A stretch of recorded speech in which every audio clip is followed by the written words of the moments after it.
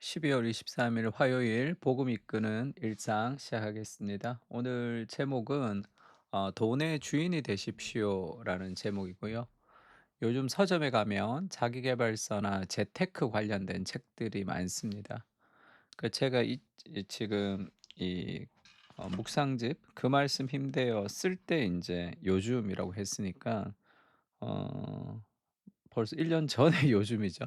근데 내가 오늘도 제 강남에 일이 있어서 교보문고 갔는데 그 베스트셀러라고 써 있는 그게 있죠. 그러니까 강남에 책이 많아서 좋던데 쭉 살펴봤는데 그런 생각 들었어요. 자기계발서 뭐 재테크 관련 책도 많지만 하나같이 다 실용서예요, 실용서. 그러니까 정말 좀 이 기본서가 잘 없고 다 실용서야. 그리고 뭐 하버드 대학은 "왜 독해력에 주목하는가." 뭐 이런 책도 한번 봤는데 다 짧게, 짧게, 짧게 쓰여져 있어요. 하나 원리들을 가지고 빨리빨리 보고 뭔가를 적용할 수 있도록. 참 이렇게 전부가 다 실용서. 그러니까 뭔가 좀 깊이 있게 생각할 수 있는 사회과학 서적 이렇게 문화, 사회 이런 책들을 좀 한번 보려고 갔는데 잘 없어요. 그러니까 뭐 자기계발, 재테크 하여튼 뭐 그런 책들이 가득 찹니다. 그러니까 '깊이를 잃어버리는 시대에 갔다.' 그 생각하고 왔는데 많은 사람들이 돈과 성공을 목표로 살아가고 있다는 증거일 것입니다. 그리고 인제 돈 버는 거 그리고 부자가 되는 거 그것이 예전에는 그래도 인제 목표가 부자면 그게 좀 부끄러운 거였는데 요즘은 그 부자 되는 그 자체가 굉장히 명예로운 것이 이제 되었죠. 그러니까 돈을 굉장히 우리가 나쁘게 생각하는 것도 성경적이지 않지만 돈 자체를 굉장히 좋게 생각하는 것도 그것도 이 시대의 이 흐름에 따라가는 거죠. 예수님은 불의한 청지기 비유를 통해서 "불의한 재물로 친구를 사귀라." 이런 표현을 했습니다. 미국의 영성가인 리차드 포스트가 돈, 섹스, 권력이라는 책을 썼는데요. 리차드 포스트가 우리가 물어야 할 질문은 하늘나라에 결국은 무엇이 있는가?" 그래서 우리가 이제 "재물을 하늘에 쌓아라." 이렇게 얘기하잖아요. 이 땅에 쌓지 말고. 그러면 하늘에 무엇이 있는가 할 때 분명히 하늘나라에는 사람이 있을 것이고 우리가 보물을 쌓아두는 하늘에 이제 보 재물을 쌓으라는 뜻은 결국 "사람과 사람의 생명에게 투자하는 것이다." 이렇게 설명했습니다. 돈이 우리의 주인이 되지 않고 우리가 돈의 주인이 되려면 "돈 위에 서서 돈을 비웃어 주라." 이렇게 인제 리차드 포스트가 얘기했는데 이 표현이 참 재미있었습니다. 제가 20대 때 초반에 이 돈, 섹스, 권력이라는 책을 읽었는데 참 신선했어요. 돈이라는 속성은 모으고 이제 가지고 하는 속성을 가지고 있는데 이 돈이 가장 모독을 받는 거 돈을 가장 모독적으로 하는 행위 이 돈이 인격이 없지만 돈을 굉장히 기분 나쁘게 하는 행위는 돈을 돈의 속성과 다른 방식으로 돈을 사용하는 거 줘 버리는 거다." 뭐 이런 표현을 했어요. 줘 버린다는 게 무슨 뜻이냐면 돈이라는 것이 획득하고 이윤을 얻고 증식하고 그게 돈의 속성이죠. 근데 그 돈의 속성과 반대로 이렇게 나누어 주는 것이 돈의 힘을 무력화시키는 핵심이다. 이렇게 표현했습니다. 불의의 제물로 친구를 사귀십시오. 돈의 속성을 거부하며 나누어 주십시오. 그래서 돈이 아닌 사람을 남기는 인생으로 사십시오. 이것이 돈의 노예가 아니라 주인으로 사는 길입니다.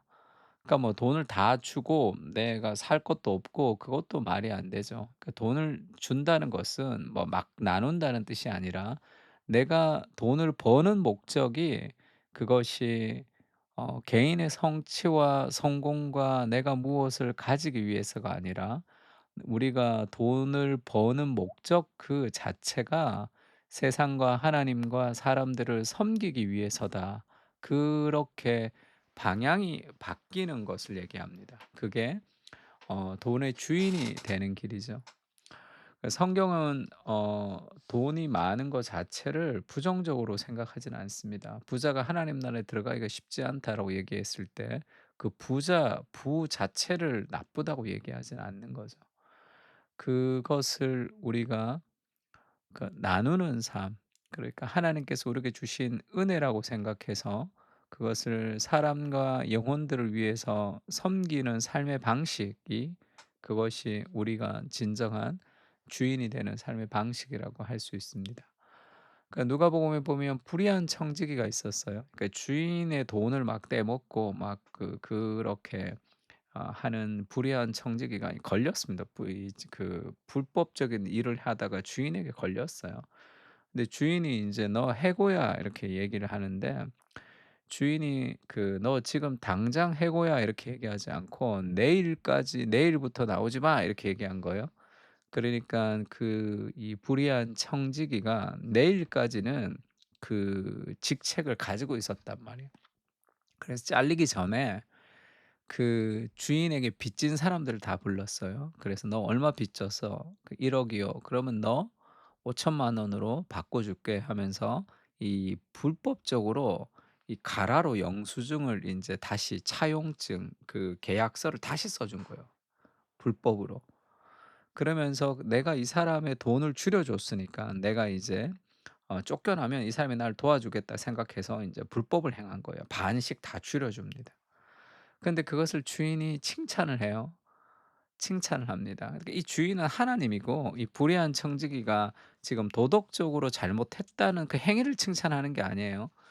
그가 잘리니까 이제 자기가 이제 해고되니까 그 회사의 그 주인의 돈의 계약서를 막 이 불법적으로 고쳐 줘서 반으로 줄여 준 것을, 그 비도덕적인 행위 자체를 칭찬하는 게 아니라 그 불의한 청지기가 돈을 사용한 방식을 칭찬하는 거예요. 주인은 하나님입니다. 그러니까 "내가 너희에게 말하노니 내 참 지혜롭게 했다." 이렇게 얘기해요. 그게 인제 도덕적으로 그 행위가 지혜롭다는 뜻이 아니라 돈을 사용하는 방식이 지혜롭다는 거죠. "불의의 제물로 친구를 사귀라." 이렇게 얘기했습니다.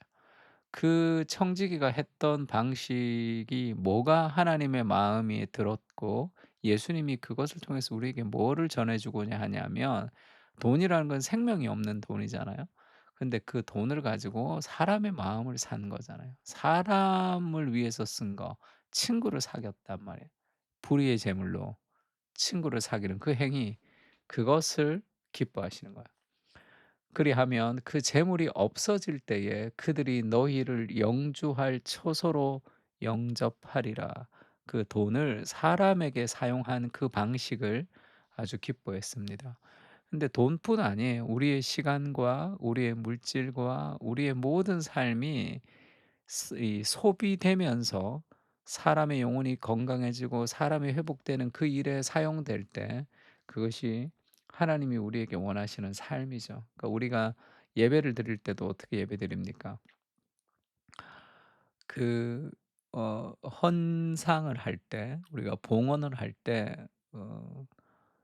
"나의 생명을 드리니 주님 받아 주십시오." 그렇게 얘기하죠. "기쁨의 제물 되리." 하면서 제가 늘 기도할 때마다 우리의 물질과 우리의 시간과 우리의 영혼을 하나님께 드립니다. 그렇게 하죠.